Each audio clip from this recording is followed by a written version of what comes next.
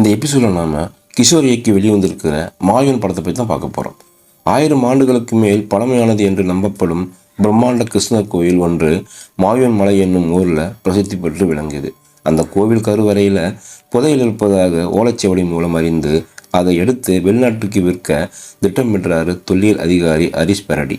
அதே துறையின் இளம் அதிகாரியான சிபிராஜ் அவரது திட்டத்துக்கு கை கொடுக்க தன் நண்பர்களுடன் முன் வரார். ஆனால் அந்நிய படையெடுப்பாளர்கள் புதையலை அபகரிக்காமல் இருக்க முன்னோர்கள் ஏற்படுத்தி வைத்திருக்கும் தடையில் அமானுஷ்யங்களை கடந்து அந்த குழுவால் புதையலை எடுக்க முடிந்ததா என்பதே படத்தோட மீதி கதை.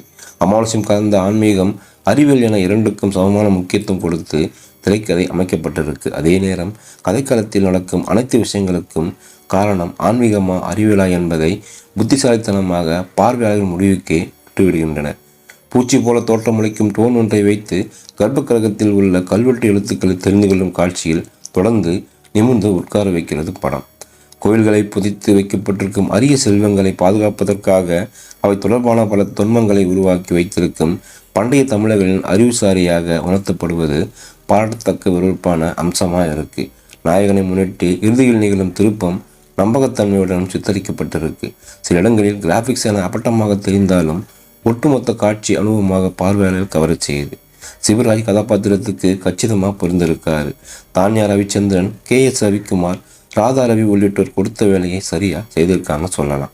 நாயகனின் அறிவியல் பூர்வ அறிவு வெளிப்படும் காட்சிகளில் நவீனமாகவும் அமானுஷ காட்சிகளில் உருக்கமாகவும் ஒலிக்கும் இளையராஜாவின் பின்னணி இசை படத்திற்கு பெரிய பலம். ஒரு புதையல் வேட்டை கதையில் அறிவியல், ஆன்மீகம், அமானுஷ்யம் ஆகியவற்றை சேர்த்து கலவையான பொழுதுபோக்கு படமாக கொடுக்க முயன்றுள்ளார் எழுத்தாளரும் இயக்குனரும். அந்த வகையில் புதையல் வேட்டையில் பல நம்பகமான திருப்பங்களை சேர்த்திருந்தால் மேலும் சுவாரஸ்யமாக இருந்திருப்பான் இந்த மாயூன்.